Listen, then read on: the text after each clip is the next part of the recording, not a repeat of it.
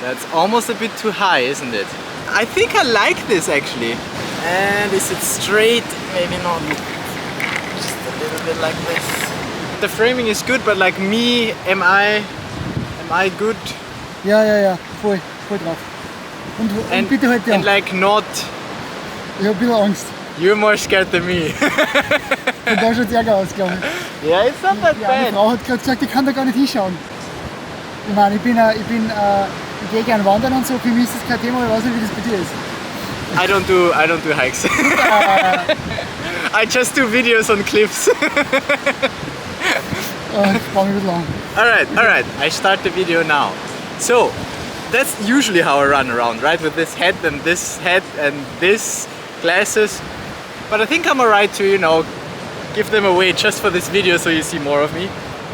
Can you put that somewhere? And then check my hair, is that good? Just don't fall on me.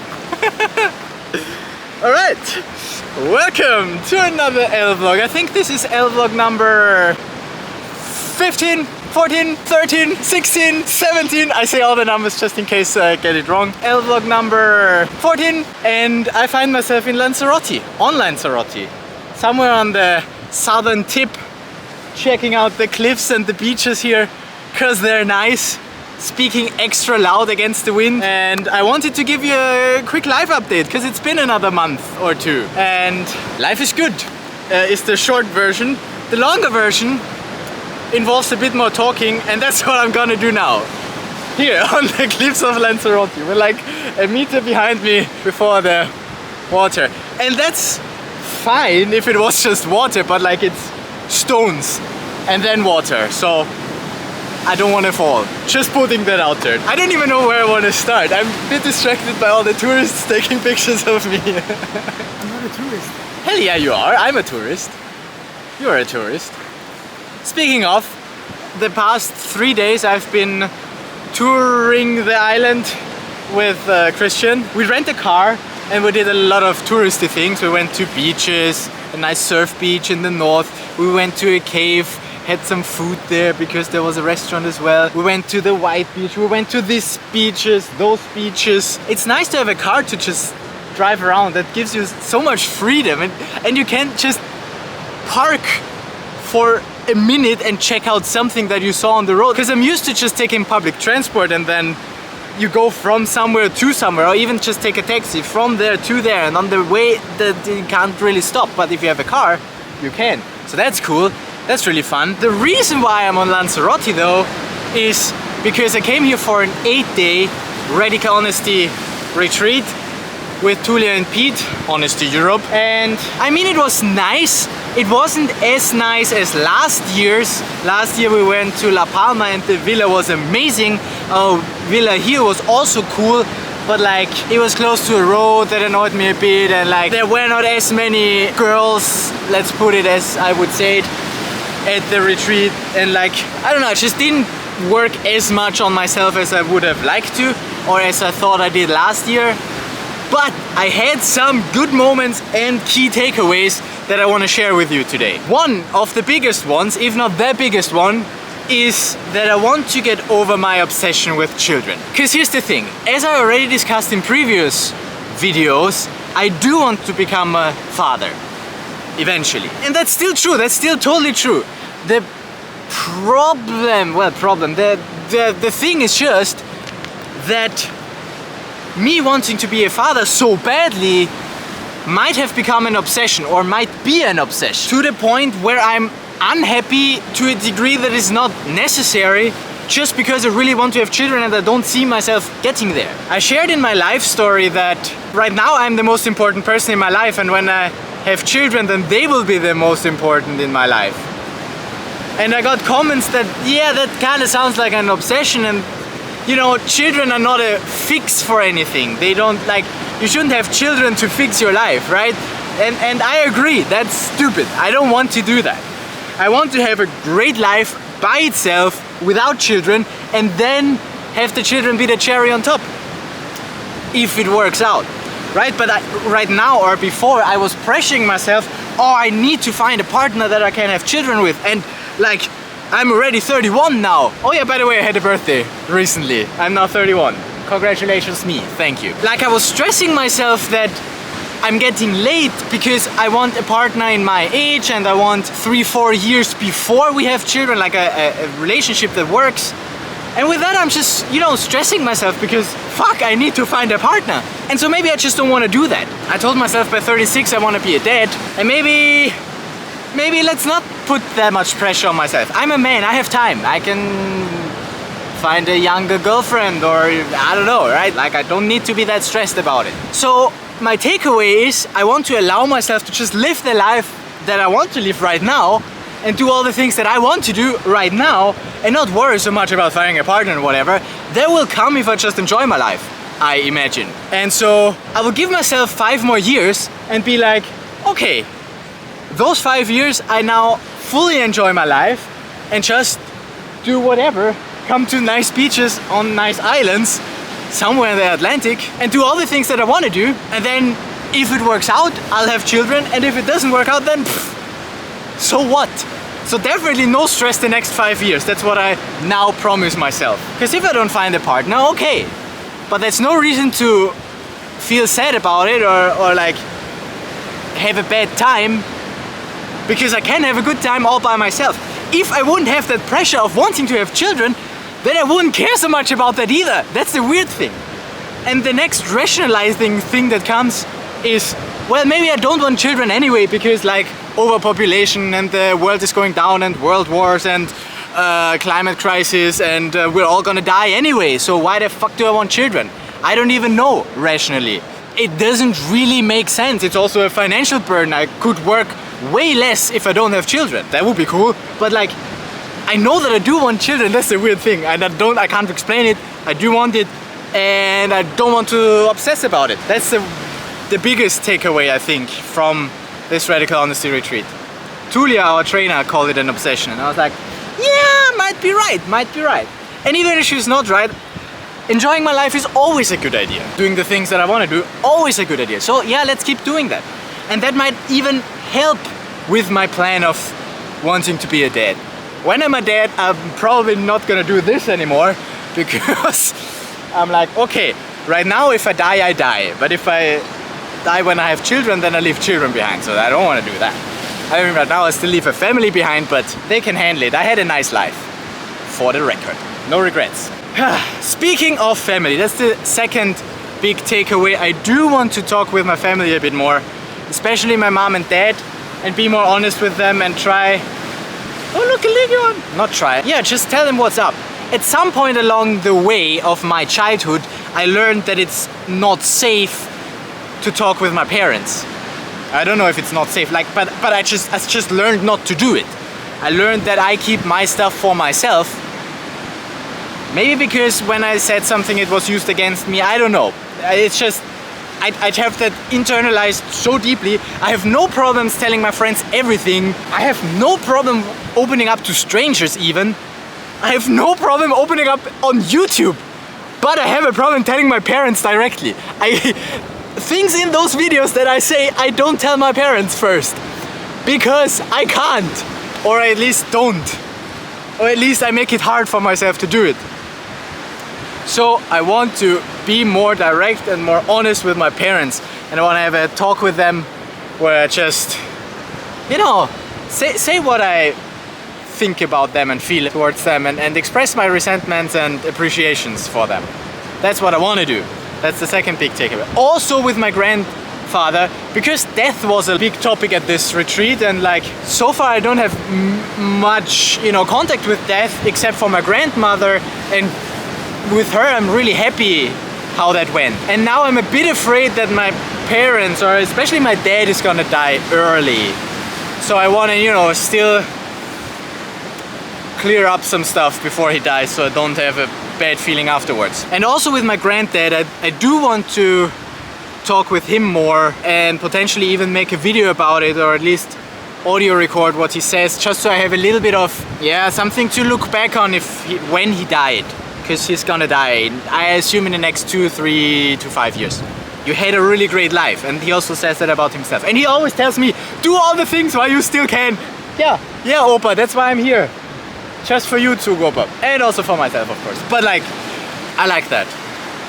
I'm gripping the stones here because I don't want to fall back. Whee! Nope, nope, don't. So that's that. I do want to talk to my family and my grandparents, especially on my father's side, because my granddad, I was really close to him when I was a child, and family was super important to him. So I want to still grab some of his wisdom before he dies. Something like that. All the knowledge about family will be lost with him if he's dead. And I'm okay with that. I don't have a strong like desire to know everything about the past of my family, but like might as well talk a little bit about that with him. And also the times of war. He was a war child. Kind of want to talk with him about that, just for myself, yes. So that was takeaway number 2. What else was there? I mean, there were a few really great moments, especially the last day where we did the talent show, and before that we dressed up as our parents. I dressed up as my mom. That's why I had to get rid of my beard. It's now at an appropriate size again, but before I felt uncomfortable with not having a beard. But I dressed up pretty female and I played my mom, and that was fun. I really like to do that. Like I like to dress up with a... Oh, now I know what losing a bra feels like. Put some toilet paper in there, borrow the blouse from a girl and a skirt. I enjoyed that. That was fun. That's good. Sure, sexy. And the skin, I mean, oh. Oh my god, I think that's the best one you've ever had. This is great. This is great. I love this. I'm so sexy. Okay, let's go. We're ready for a party. And then the talent show, I just couldn't not perform. I'm just such a performer. I loved it. And the one moment that I'm most proud of there, though, is there was one person who did not like to go on stage and do something. And so the trainer asked her, do you not want to try? Just go out there and see what it feels like. And they really didn't want to. And then I said, well, how about we all go to the other side and make this the stage? And then we all did that, and they got the experience of like being on stage without ever leaving their seat. And afterwards they appreciated me for that I suggested that. And I'm super proud of that. And one of the trainers actually told me he's gonna steal that idea for future use. And I was like, yeah, sure, go ahead, do that. I'm just proud of my creativity. I like it. And I'm such a performer, I love it. I even got resented for that, like people didn't like it, like that I showcase myself so much. But then in the end they understood better that I really enjoy it as well. At first they thought I objectify myself, like having to be like this and having to perform, doing a show. But I also really enjoy it. I also really enjoy just coming here on the cliffs of Lanzarote, putting a camera there and fucking talking to you. I love it. Yeah, I make myself happy doing this. Yeah, it's cool. Any other takeaways from that 8-day? I have a bit of a sunburn here. That's also something I take away. Maybe I forgot to put sunscreen on at some point. Yeah, there was one person who triggered me a bit. I judged he might be similar. When one of the trainers said that we are like siblings, I was like, yeah, maybe we are. Maybe we're like so similar, we're competing for the same kind of, I don't know, approval by the trainers that, I don't know, I had a hard time with him. I was fighting with him, essentially. But in the end, like, I think we're friends now. I like him. He just triggered me with some stuff that he did. And it's good that somebody like that was there. Otherwise I would have probably been even more bored. Or like, I don't know what I do here. I don't really have much to work on. And maybe that's another takeaway. Like, I'm fairly emotionally stable, I would judge.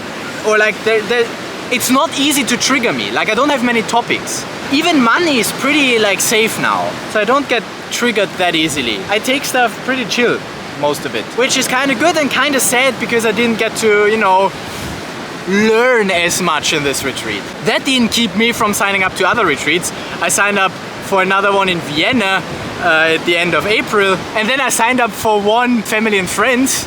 I booked 2 spots and I hope to go there with my mom. That's in Finland. I'll also go to another Radical Honesty event in the beginning of April, actually, also in Finland. That's from the practitioner program that I'm part of. So yeah, I'm doing quite a lot of Radical Honesty. And I don't say that Radical Honesty is the non plus ultra. There are some things that I don't like about it. like the resentments. I mean, I kind of like them. Doing them really helps to get over the anger. But if the other person is not used to that, they might take it personal, and then they might be angry, and that just creates unnecessary tension. Resentments really are just about you getting over your anger. And it's not so much about the other person having done something wrong. And so I'm telling myself, well, maybe there are better ways to do this. Maybe there is like, I don't know, just talk about your needs and be compassionate. I don't know. Oh, speaking of compassion, there was one more thing that is probably the most important thing from this retreat for me. I had this hot seat with Pete, one of the trainers, talking about Kemi, my ex-girlfriend. We broke up 5 years ago. 5 years ago! And I still have like bad feelings about her. I was pretty angry because I asked her for a talk and she said no, and I don't even want to get into it too deeply, but like I had the impression that she's still really angry with me, and that was hard for me to accept. I was like, And in this hot seat I could express all my anger. And then I could express all the appreciations, all the things that I really appreciate her for. Because there are a lot of things that I really appreciate her for. And I cried so much and my whole body was shaking. I was like sitting there shaking, tingling in my hands, crying a lot. It was amazing. I loved it. It's so great to be able to express and feel emotions. And after that hot seat, I felt so much more compassion towards her. I think I understand that yes, I hurt her and it was tough for her, and she also struggles with other things that I don't know about or that I can't understand or whatever. And I now can be compassionate and be like, yes, that's what you need. You need me to back off, to give you your space. And I can do that now because I don't have that anger in me anymore. I got rid of that anger towards her. That was so important for me because I feel like now I can finally move on. Now I can finally move on with my life and not think about Kemi anymore. Or at least be triggered when I hear her name. Because that happened before. If I heard Kemi, then I was like, something. And I hope that that's over now. Maybe not fully. Maybe I still need to do a bit more work. And I do psychotherapy to help with that as well. Maybe I write a letter or record a video for that. But like, I feel like I made really good progress in that one hot seat session. I feel much more complete with her right now. Like I can leave her in my past. Yes, we had a great past. I want to keep that in my memories, and that's good. That's what I want. And I think I'm getting there. Or I am there. Maybe I am there. That would be cool. Yeah. I am there. Yeah, so that's the Radical Honesty 8 day. In other news, job-wise, I finally signed the contract. I did that 5 days ago or so. I signed the contract with Solana Foundation. I'm now in the Flex program, so I'm a Flex employee, a Flex contractor, which means I have a contract with them and it outlines exactly what are the things that I can invoice them for. And one of those things is holding workshops, and another thing is making videos, and another thing is helping with office hours, another thing is reference implementations, so actual source code writing and stuff. So that's pretty cool. I can now write invoices to Solana Foundation and I get paid based on how much I actually work for them, which is good. It's bad in the sense that I can't just, not do anything and still get paid as you do, or as I did in most of my jobs. But I'm pretty flexible, and if I want to earn more, I can just work more. There is an upper limit, but I will definitely not reach it that month, and I don't think I will ever reach that because it is 6 videos essentially. Like if I manage 1 video a week, then I'm already happy. So I'm good with that. In the morning I had another thought of, I need to work more because I'm running out of money again because I booked 2 Radical Honesty retreats again. So I'm back to 400 euros on my bank account. But yeah, I have a way to make money and that's good. And I feel good about that. Like I actually enjoy making those videos. We'll see how much I enjoy them if for a long time I feel like I have to do them to make money. But then also I'm self-employed, I can just find other ways to make money. I can do whatever to make money. I just need to find something. But that's one of the strategies that I can use to get money. That's that. Next week I fly to Berlin. Yes, I fly because time, and I'll be judging the demo day. I do not get paid for that, unfortunately. At least I assume they're gonna pay for my food while I'm there, and I get exposure to the ecosystem, so networking, so yeah, you can do that, right? That's okay, we can do that. And it's just 2 days of work essentially that I do for free, but I feel good about it, so I'm gonna do it, and then we'll see where life brings us, because we said that I'll just do the things that I want to do. I just live my life, do all the courses that I want to do, and not to meet girls there, but because I want to do them. Before I always thought, oh, can I meet girls there? And now I'm gonna be like, just do I want to do this? Do I want to do this for myself? And if so, then yes, let's go there, and otherwise, let's not. Let's not do things just to potentially meet a girlfriend there, because that's also not like a smart strategy. Why? Well, because I did that for that 8 day essentially. One reason why I came to the 8 day was like, I want to meet girls, and if they practice radical honesty, then great, that's already something we have in common. And then I was, I mean, not super sad, but kind of disappointed when there were no, first not many, and second not attractive girls there. I still asked one of them on a date, and we went on a date, and he was meh. I still enjoyed going there, and I learned something about myself, I guess. But still, like, that's like, I don't want to do stuff just to meet girls. That's a bad strategy, I judge. So I want to do things that I enjoy, like coming to beaches, and then it's gonna happen naturally, right? I think so. At least I want to tell myself so. I want to think so. I guess that's long enough. I shall put some sunscreen on and go to the beach now, because I can, because that's what I'm here for, because that's what I want to do. And I will not die falling down this cliff. And you, go make a backup, and I'll see you in the next video, where I talk about myself, because that's what I like to do. Not to get a girlfriend, but just for myself, because I like it. I want to have those videos and be able to look back on my mindset 10 years ago. Because I can do that. 10 years ago I made vlogs. Yeah, it's fun. And it's interesting how much changed. That's why I want to always, you know, keep you up to date. How do I think right now? Because I guess in 5 years I will think completely different. But right now, that's how I think. I want to live the life that I want to live and just enjoy it. And whatever happens, happens. It's also gonna be fine if I'm not a dad ever, and I would prefer to be, and I don't want that to rule my life. That's the message for myself. Yes. All right then. Bye. Yeah. Gotcha. Let's get up. Hop, hop, hop, hop, hop, hop. Hey. I mean, what a location, eh? What a location. This got something. Definitely can do. Yeah. Yeah. Say what? I want to know what you told them. Well, check YouTube in like a month or so. I want to know it from you in person. Well, who are you? My mom? Do you tell your mom what you No, told absolutely them? not. That's the point. That's the point, yes, that's true. I will see you in the next LVlog. Till then, bye bye.